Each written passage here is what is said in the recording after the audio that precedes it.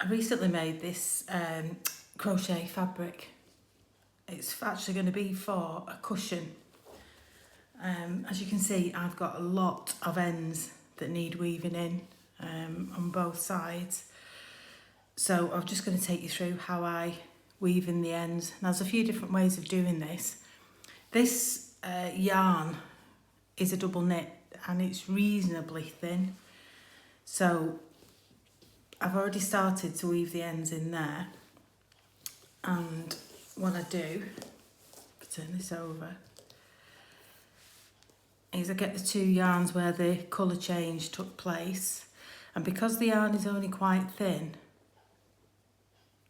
I am able to tie it into a knot. So tie it once, tie it twice, just for extra security. And because it's quite thin yarn, you can't actually feel the knot, which is good. If it was a thicker yarn, then I probably wouldn't knot it, because the chances are you'd be able to feel the actual knot itself.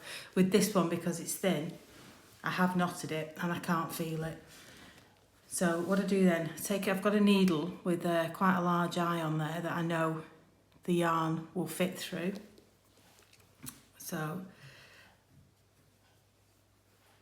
if I take the cream one first, thread it onto the needle,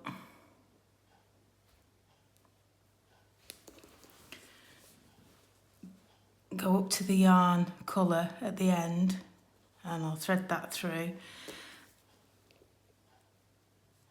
And I'm actually going to go down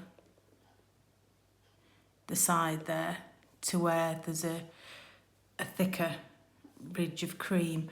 So if we just pull that yarn through there, and then I'm going to weave it in and out of the stitches on this row. Now, sometimes I go through the middle of stitches, other times I go straight underneath them. Occasionally I go through the middle of the stitches. It just adds that extra bit of friction so that the yarn isn't going to slip out of place. So go along an inch or two. So I'm quite happy with it there. So if I pull the yarn through,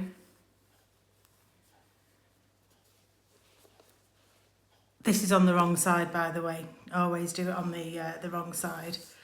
So I pulled the yarn through one way. I'm now going to go back the way I've just pulled the yarn through.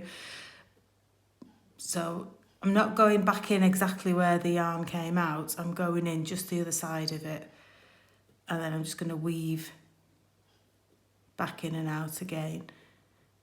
So trying to make sure that it's not coming, oh, it is there, trying to making sure that it's not coming through on the front side.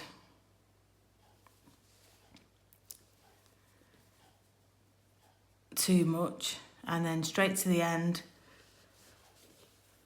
pull that through,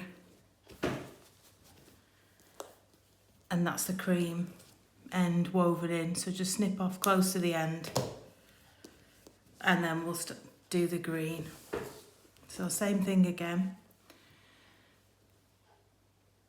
thread through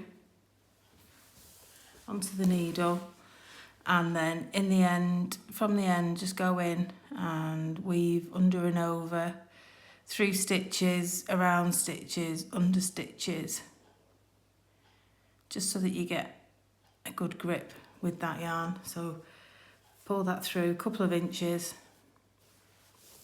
and then we're going to go back again the way we've just been. But I'm going to go into the centre. I'm not going back underneath where the yarn came out. I'm just going a bit further over. I'm going to split that yarn to increase the friction, and then we'll work my way to the end, then back out at the end. And then snip the yarn. So we can't feel that bobble, the knot, sorry, and it's all quite neat, ready for a border or join into another piece. I actually don't mind weaving in the ends. I know a lot of people really dislike it, but I just get myself settled down with a brew, something good on TV, and just sit and work all the ends in. It's part of the process, so has to be done. I think with this one, I will be joining, this is the front part of the cushion, and I'll be joining to the back. So again, that will give extra security to the ends. So I'm going to carry on along and get all these ends weaved in. I hope that's useful.